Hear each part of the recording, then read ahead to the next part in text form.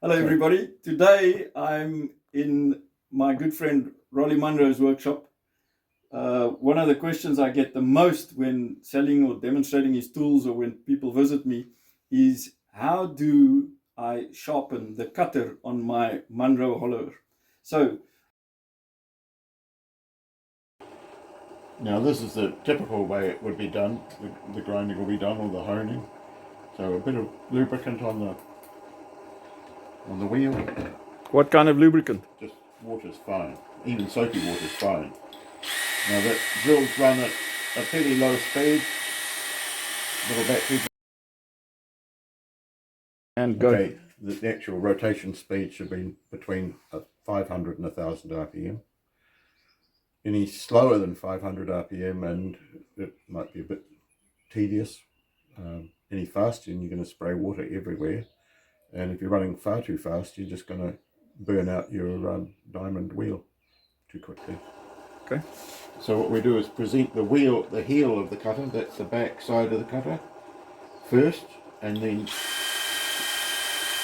gradually progress each grind. And you can see the steel cutter changing shape, or colour, I should say. And that is all that's required. You can see that the cutter's changed colour and we've got a sharp edge, which is sharper than it was when I bought it. Do that again. Okay, so this is an ordinary countersunk screw into a tungsten carbide insert. Doesn't work. Why not? Because of that's 45 degrees each way, making a 90 degree. And that would be lucky if you've got 30 degrees inside here.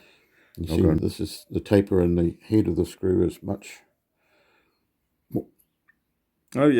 much finer, so that it's about a 30 degree change. So you get a total of about 60 degrees. And when it fits into the head of the cutter, it drops down below the cutting edge. So it's snug. This is the M3.5 going into the 10mm cutter. Same thing again.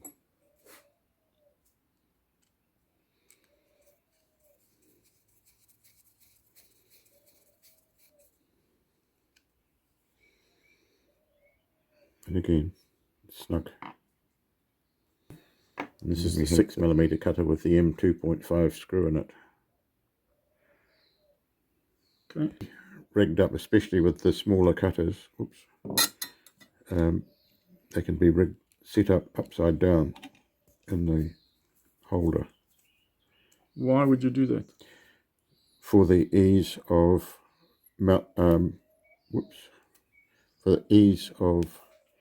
grinding, and that makes more sense when I'm actually doing it, but it means that you've got that angle. Yes. And so you've got clearance on your disc. This can be done on all of the cutters. It can be mounted upside down to make it easier to grind. It'll be illustrated when we actually do the grinding. Got Right, so to make sharpening easier visually, we're going to make a black mark using a felt tip pen, Dexter or magic marker. When that's done, let it dry, and when we spray water on the wheel, the 3000 grit diamond wheel,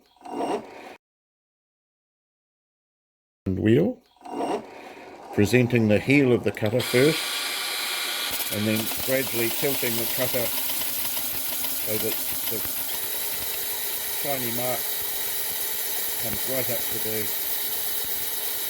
sharpened edge. And then to hold it there for a few seconds and then stop. And that cutter should be sharp. And you can see that's peeling my nails off very nicely, so that's a sharp cutter. That's all that's required. Right, go.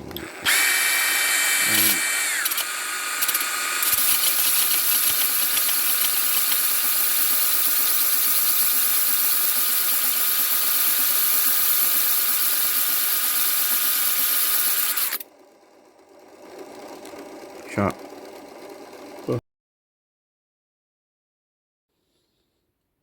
Right, the alternative Is to mount it upside down so that it's a much easier angle to present the cutter to the grinding face.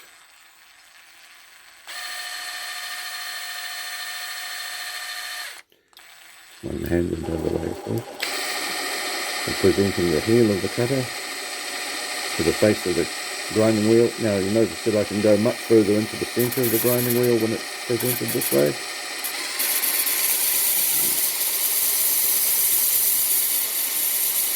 Gradually bringing the cutting edge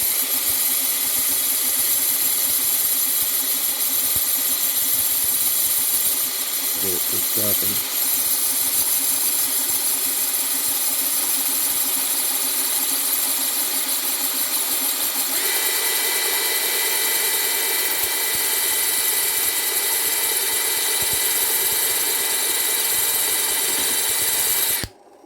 That's it.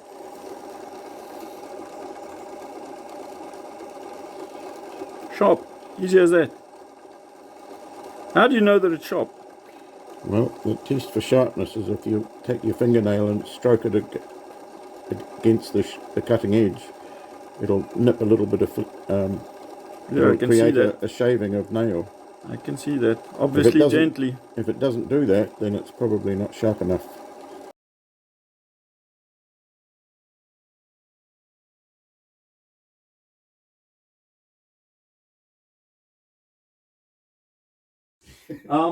But Rolly, not everybody has one of these. What are the other options of sharpening these? Well, you can use a card, such as this is a 1,000 grit diamond card. Now, I've not seen a 3,000 grit diamond card, but I guess that there is such a thing, because after all, there are these. And this again could be used as a stationary diamond card. And then the trick with these is to again lubricate with I just use water. You can use a bit of detergent. There are lubricants around that are specifically designed for lapping. What about spit? Well, I've done that as well, and it does work, but some people don't find it hygienic. So again, the same procedure.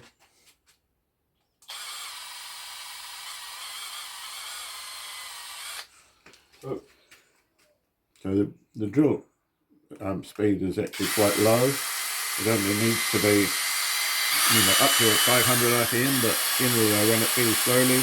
And again, presenting the heel of the cutter first, and then gradually tilting it until it grinds the paint off, or the dye off. Hold it there for a few seconds, and then stop. And that should produce a sharp edge. Hold on. Yes, I can see just the edge is shiny. Yeah. Just the very... So again, the test is, will it peel off nail? And sure. And that is the test. If it cuts nail, it cuts wood. And it has to be at least 1,000. Yeah, minimum. So we've spoken about 3,000. This is 1,000 card. What's the minimum that you could do this at before you're going to start damaging the cutter? Well, I used to use a 600 grit cutter, 600 grit diamond lapping stone, and it didn't damage it, but it didn't produce a particularly sharp edge. But it's doable. But it's doable. Okay, so I have... But any coarser, like 400 or 200, it's only going to remove metal. It's not going to make it sharp to cut wood. I have a wet sharpener, I won't mention the brand name, you'll probably see it in my workshop anyway, that has a 600 grit diamond wheel. At a push, I could do this if I did it really gently. Yeah. All right, but like a 180 CBN or one of those is... You're just going to reduce the diameter of the cutter. Okay. You're not going to make it sharp. It's going to have a horrible... When we could show you under a microscope what it looks like, but it looks more like a sawtooth. And of course, tungsten being inflexible, in other words, more brittle. So when those coarse abrasives chew away at it, it's going to break off little pieces of metal. And then it ends up looking like... It'll look like a saw, and well, there might be sharp points somewhere, but it's not going to be consistently sharp. And ideally, when you're using a tungsten cutter, you really want a smooth, clean edge. So the finer you grind it, the better the edge will be. That said, though, because they're tungsten carbide cutters, and I can speak from experience, I have, in the last 6 months, I've turned approximately 3.5 tons of wood. No jokes. Yeah. It's very rare that I have to sharpen the cutter. They last, and they retain the edge a very, very long time. And again, you know, you can do most of your work, the bulk of your work, with a reasonably dull cutter. When I say reasonably dull, I mean it still produces a chip or a shaving. But for finishing cuts, I can't stress enough that you get it sharp, because that will give you your better forms. It'll get internally your better lines, because you're not pushing it into the wood. And when you push into the wood being an inconsistent hardness, so you're going through winter and summer wood, and some woods are worse than others, but the tool itself, when you push, will drop into the softer material and then ride over the harder material, and then you get an inconsistent finish. And the other thing with a dull edge, it'll tear the wood as opposed to slicing the wood.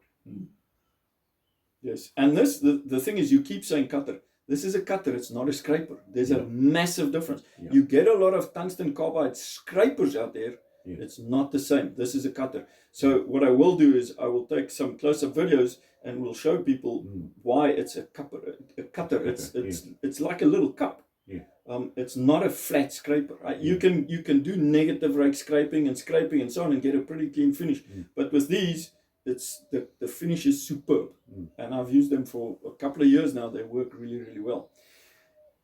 You can damage them. I've damaged them myself. If I'm turning a piece of wood and there's a nail or a horseshoe or a bullet there, I've found all kinds of strange things in wood. You can damage them. I mean, it's tungsten carbide. It's extremely hard. But I have come back to Rolly and said to him, hey, look at this. And there's a chip out of it, because at 1500 RPM, I've hit a nail. And, well, that's the end of the cutter. So it's like everything. It'll do it to any gouge. On the other hand, the beauty of a round cutter, and this is why I've stuck with them for so long, is that if you put a notch in it and you don't want to take it off, you can just rotate the cutter around, say even 30 degrees, and you've got fresh edge, untarnished edge, undamaged edge, and you can continue on. It's the only form of cutter I know where you can do this. A gouge, if you damage, you put a chip in it, you have to stop. It has to be ground all the way back to retain its profile. A scraper is the same. Even hook tools are the same problem, and that's why I abandoned hook tools. Ring tools that are attached where the cutter's held on one side of the cutter, and I cannot mention names, but there are tools out there that use a loop with the stem to hold it to the shaft on the side. And again, sharpening is a drag. Yes. Because you cannot retain that perfectly circular shape unless it's rotating, and this is why these are so successful. And if you turn as much as we do, I don't want to have to stop. And just because there's now a chip in it, because there's a nail or something that I didn't find or I didn't know, I take my tool, I loosen it, I turn it just enough so that it's out of my way. It doesn't even have to be on the other side. Tighten it, and I'm back in business. I'm turning. So that's why I stuck with them, and I still make high-speed steel as well as tungsten carbide, but the tungsten carbide is by far the lower maintenance of all cutters. I think that's about that. Perfect. So now we need to... What can you do wrong when you're doing this? The ideal is to maintain the 12-degree bevel provided with the cutter when it's new, as much as possible. What can go wrong is that you can rock the cutter against the cutting edge.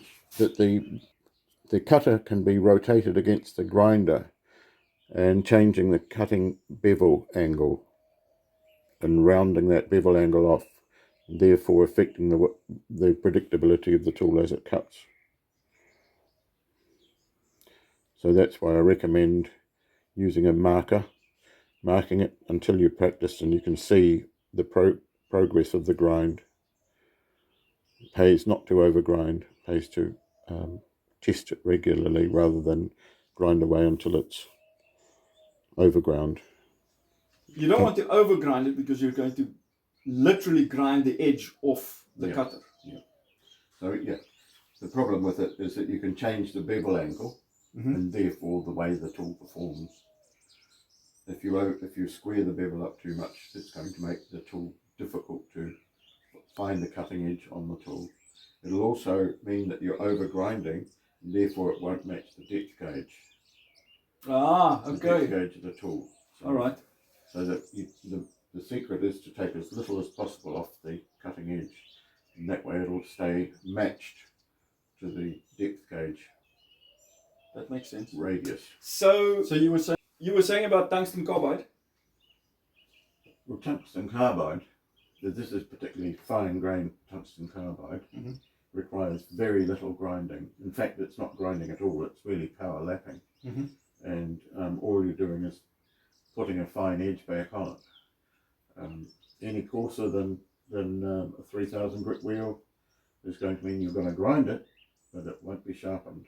So you're making it smaller, you're not making it sharper. Yeah, so with a coarse wheel, you're going to make it smaller, you're going to change the diameter of it, and therefore it won't match the depth gauge eventually. And so the finer you can use, or the finer the lapping tool, the more consistent it's going to be with the leading edge of the depth gauge. A good match makes good performance in the tool. And a better finish. And yeah, and the sharp edge also creates a better finishing cut. You can get away with a dullish edge for roughing down, but when you're finishing, you need a very sharp edge because you want a light touch. And the word keen is often used for in cutting tools. Describing a cutting tool, the edge is keen. It means that it wants to cut. With a light touch, it climbs into the cut. I get it. Yeah. So a dull edge, you need to push it into the cut. A sharp edge will cut by itself with a very light touch. So, and both Rolly and I are always available. Yep, we sure are. Anytime you want to email me and ask a question, that's fine. I should have an answer. Have a beautiful day.